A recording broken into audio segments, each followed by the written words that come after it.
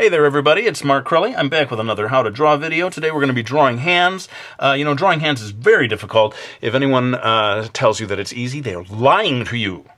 I'm sorry, but it's the truth. Very hard to draw hands. I'm going to start by drawing a square that's sort of tilted on its side. It may look a little bit like a diamond shape, but I'm going to do this all in time-lapse because, let's face it, there is nothing more boring than watching me draw a square. So let's go ahead and do that, and I will be right back.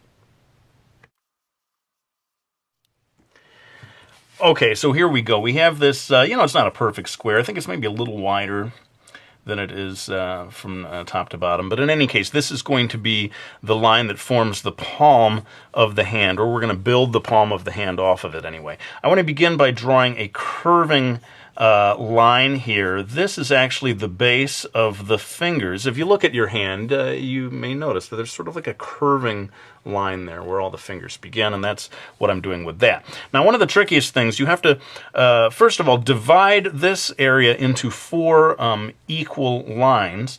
And so I would say find the middle first, pretty easy to do that, and then come over here and divide that space into two, and then this space into two roughly equal spots.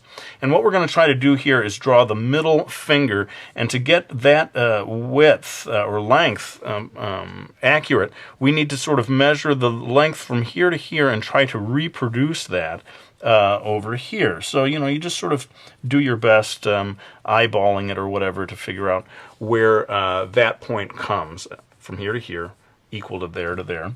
And we go back from that point to draw the middle finger. Sounds like I'm talking about giving someone the finger. I'm not going to put that into a video. This is like family time here. We don't get into that stuff here, right? Anyway, I'm going to go ahead and draw the pointer finger, and notice that it comes back. You've got this finger here, and it drops back a little bit. You see that comes from your own hand. I'm basically reproducing that in my drawing. And notice also that as I am making each one of these fingers close, actually touching one another, that the lines are kind of fanning out a little bit in this direction as they come back. Now notice how short the pinky really is compared to the other ones. So you have to very drastically drop back to around here, I'd say. And of course we all know the pinky is a little sort of smaller in general from side to side, so you want to try to get that into your drawing. So we got the fingers in here. Let's go ahead and move on to one of the tougher parts, which is drawing the thumb.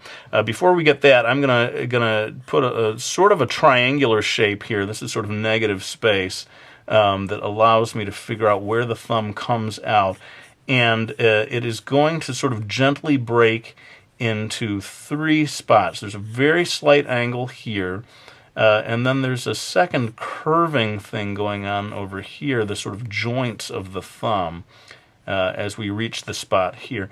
Now, I noticed that a lot of artists will exaggerate quite a bit the joints of the thumb. They really want it to be very clear that we have this tip part here, and then the sort of base part that comes off into the hand. I don't know if it's actually that pronounced in real life, but it surely helps to make your drawings of hands look good if you acknowledge that joint there, that sort of second joint. Usually some sort of fold of flesh in here, right around where the thumb connects to the palm. So you can get a couple of lines in there like that. Let's go ahead and finish off the shape of the palm itself. Now we have this straight line here of that box. I'm going to curve off of that just a little bit. And as we come back to here, we can begin to indicate the wrist before we actually reach the edge of that box. And over here, you could probably drop in a couple of lines that delineate the bottom of the palm. And finally, to finish it off, I'm going to put one line here that's the other side of the wrist. Of course, some people have thicker wrists than others, so you can sort of adjust that line accordingly. And we're pretty much done with the contour of the thumb. Now we can get into the details. I'm going to quickly indicate some lines that people are generally trying to get some sense of the two areas down here that form the base of the palm. And then, as you know, there are all these lines, like the fortune tellers look at, oh, this is your lifeline, and this is your, I don't know. I'm just making it up, but you put in a couple of lines in here. You don't have to, I would not get carried away with making loads and loads of lines in there. Generally, less is more. Let's take this finger, split it into 3 more or less equal parts, and then come dropping down here, because each of these fingers is a little shorter. Those lines are going to come further back, and then the pinky is really going to, those lines are much shorter one to the other just because of the size of the pinky itself. And this pretty much finishes off the basic lines of a palm. I thought it would be good to get this into the video. I did a video like this a while back, but I do think it's important to get the basics of what does a hand look like just when it's open flat like that. So I'm going to go ahead and finish off these lines with my trusty black Prismacolor, and we'll come back to move on and talk about the other type of hand I'll be teaching here.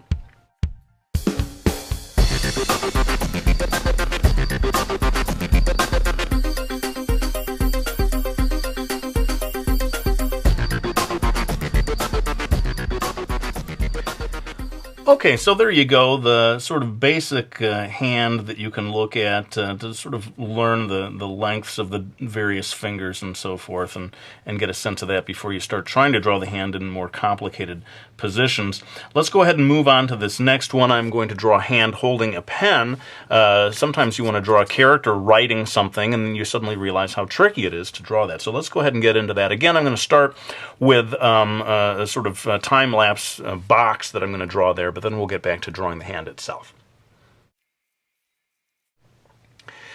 Okay, so this time I've drawn more like a rectangle. It's a sort of slanty rectangle. How's that for a technical term? We call it the slanty rectangle, we artists. Anyway, so you draw this sort of slanty-looking rectangle, and that's going to be this sort of base of the thumb here that's facing toward you. Now, we're going to start to build the thumb off of that, and I'm going to divide this space into 2, basically, right around here where it crosses halfway. See if you can replicate this angle. It may be helpful to look at the sort of shape of that triangle that starts there. And this is going to be the base of the thumb coming out and then bending down to hold the pen or pencil. And so let me go ahead and finish this off. I don't really have any great tips for how to do this. You just sort of have to sort of replicate as best you can these shapes. Get that into position, and then you can start to imagine that the pencil is going to come kind of across like this, like so. And once you've got that loosely indicated, we can begin to put the pointer finger. Now, people have looked at me, the way I draw, and say, man, you hold your pencil very strangely. And it's true. I had a motor scooter accident when I was in college, and it messed up my hand. But thank goodness I can still hold a pencil.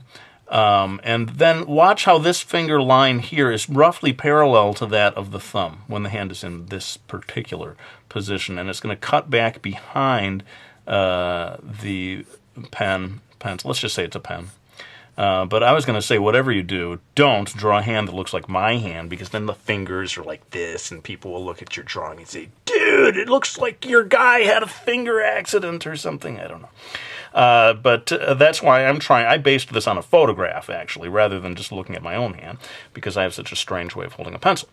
Anyway, we've kind of got that into position. It's time to finish off the rest of the palm. So I'm going to come down here and follow both of these lines, again, very roughly parallel to one another. This becomes the base excuse me, of the hand. And then we have to draw the following fingers that are down underneath. Different people sort of do different things with these fingers. The photograph that I looked at had a sort of interesting arrangement. One finger comes down like this, and then the 2 fingers sort of are in line with each other underneath. I'm not an expert on on the huge variety of how people hold pens or pencils. There does seem to be an agreed upon standard, and because people will certainly look at the way I hold mine and say, man, you hold your pencil so strangely. How can you draw that way? Then again, I periodically hear from people say, hey, that's exactly how I hold my pencil. So I'm drawing the other side of the palm, and you're going to have to get a couple of lines in here that show the other sides of the pinky and maybe that second finger. So I'm going to get a line in here that is showing the base of the pinky finger folding back, and then if you imagine this second finger, what is that called? Ring finger?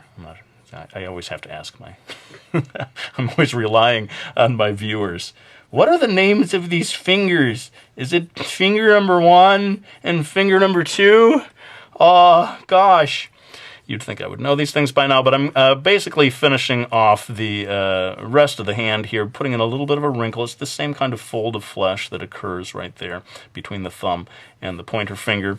And as this comes back here, I have decided to make my guy wearing a shirt sleeve that comes up over here over the base, so it looks like some kind of a businessman signing an important contract. There you go, JB, $25 million. And we are almost done with this. I think some of you may have figured out what my clever little plan was here as I finished drawing the pencil, is to have this connect back. Yeah? See? You see what I did there? It doesn't quite work, does it? I don't know. But we'll see if I can fix this when I go in and do the darker line work. But I thought it would be kind of funny to show one hand drawing another hand. Oh, dude, that is so deep. It's like Inception. It's handception. A hand drawing a hand. And now this one's going to draw another. Anyway, let's go ahead before I lose my mind and finish drawing the final lines on this. Maybe I can come back and give you some final tips.